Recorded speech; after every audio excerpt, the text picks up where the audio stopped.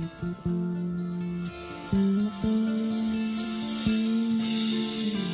jedan svijet gdje živjet bih htjela.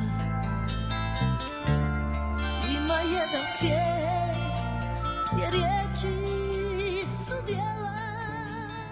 Članstvo, simpatizeri i prijatelji udruženja Naša Jugoslavija u svom djelovanju polaze od pretpostavke da se na prostorima nekadašnje Socijalističke federativne republike Jugoslavije moraju vratiti suštinski i sadržajni elementi civilnog društva koji znače čovjekova prava i slobode, politički i ekonomski subjektivitet, moralnu, vjersku i stvaralačku autonomiju, vladavinu prava i promjenu u odnosima čovjek, društvo, država.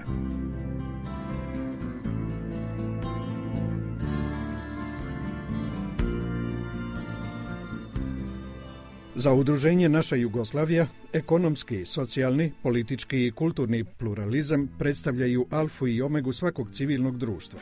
Oni se uspostavljaju na osnovu autonomije društvenih činitelja, prava i sloboda čovjeka i građanina. Zalažemo se za demokratsko prevazilaženje uzroka međunacionalnih nesporazuma, mržnje, sukoba, nasilja i netolerancije koji su doveli do tragedija nacija, nacionalnih manjina i etničkih skupina. Znamo da je to dug i neizvjestan put.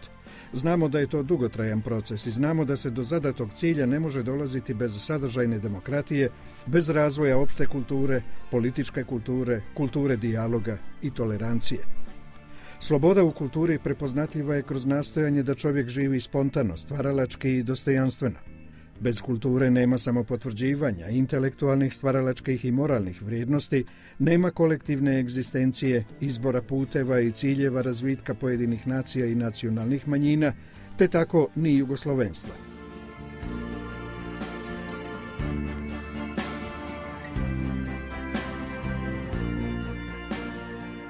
U vremenu dominacije nacionalizma, ksenofobije, političke religije, militantnog teizma, dominacije radikalne svjetske desnice, za nas uz nepostojanje pravne osnove za legitimitet našeg postojanja u korupcijom, ogrezlim i kompromitovanim vladama, parlamentarnim diktaturama kojima dominira partitokratija, ostaje stalna borba za uspostavljanje kulture dijaloga na ovim prostorima. Pri tome polazimo od stava. Čovjek je biće koje razgovara i nastaje u razgovoru sa drugim čovjekom. Ljudi koji pristaju na razgovor ostvaruju minimum ljubavi i tolerancije među sobom. Nama je potreban drugi da bismo mogli doći do istine o sebi i o njemu.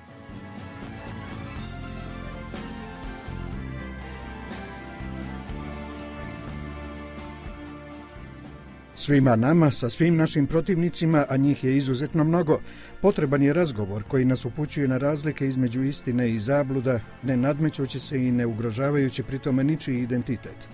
Svi polazimo od toga da svaki razgovor s protivnicima, koji nije odnos razumijevanja i suradnje, jeste nasilje i prinuda, a mi u svom djelovanju odbacujemo svaku pomisao i na prinudu i na nasilje. Mi smatramo da u razgovoru o jugoslavenstvu i jugoslavenskoj naciji niko ne može izgubiti, a svi mogu dobiti. Sve po principu dijeliš, a ne gubiš. Naš je stav prepoznatljiv. Ukoliko se vrijednost nacije izdigne iznad vrijednosti čovjeka, onda je otvoren put prema netrpeljivosti, mržnji i sukobima. Tko nije trpeljiv, ne može biti čovjek.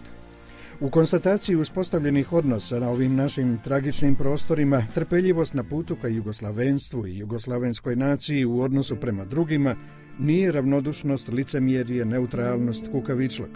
Trpeljivost je samo naše nastajanje, naš zahtjev da se slobodno, demokratski, pravno i dostojanstveno odredimo spram osnovnih misli, uvjerenja, stavova, sklonosti i ponašanja spram jugoslavenstva i jugoslovenske nacionalnosti.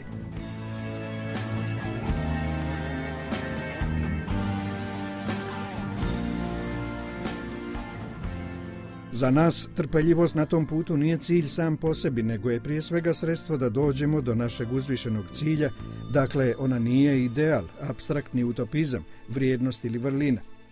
Naše polazište je u odnosu na druge, nama suprotstavljene, nespremne na toleranciju, da vrhunac naše čovječnosti potvrđujemo u stavu da drugi može vjerovati u šta hoće, misliti šta hoće i činiti šta hoće, dok njegova vjera, misao i čin ne ugrožavaju naš nacionalni, vjerski, duhovni i moralni dignitet.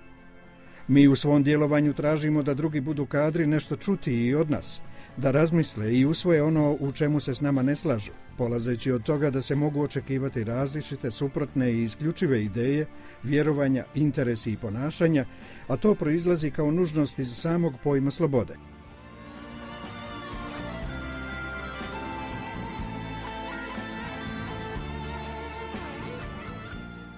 Svi se zalažemo za to da se suzbije isključivost, jer ona vodi duhovnoj pustoši, jer se tada svaka nacija, nacionalna manjina, etnička grupa, vjeroispovijest i tako dalje bori, spori i umire za svoj ideal. A mi ne želimo nikome umiranje, jer znamo da trpeljivost ne omogućava izražavanje isključivo istinitih misli, nego i neistinitih, zabluda, besmislica, laži i tako dalje, po čemu je ovaj prostor prepoznatljiv u svjetskim razmjerima. Naš stav je poznat, po tome smo prepoznatljivi. Nasilje je onečovječenje.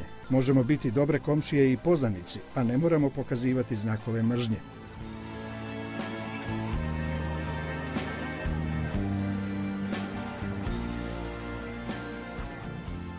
Čeka nas duga i teška borba, praćena neizvjesnošću, nesigurnošću, samoodricanjima, žrtvovanjima, ali taj put je praćen spoznajom o opravdanosti navedenog, radostima i samopouzdanjima, vjerovanjima da će sutrašnji dan i buduća vremena potvrditi opravdanost naših ciljeva i napora.